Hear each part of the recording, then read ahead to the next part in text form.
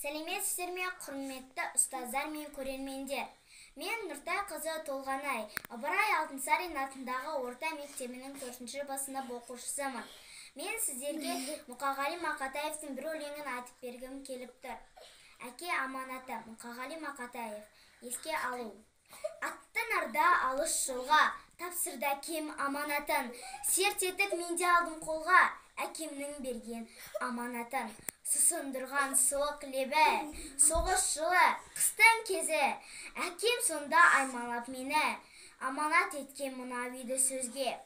Тыңда балам, тыңда күнім, болуға жара қолқанат. Кәрі анам сәбиінің, барлығы саған аманат. Мен де сенің 10 жасында, атадан жетім қалғанмын.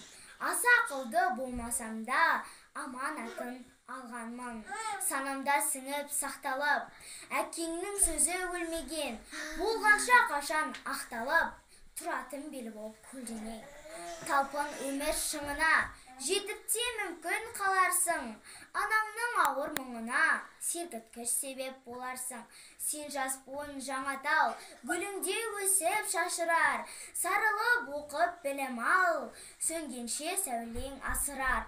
Деп жан әкем атталып, кетті қайта айналмай. Тек сол сөзі жатталып, жүрегімде қалғандай. Назарларыңызға рахмет.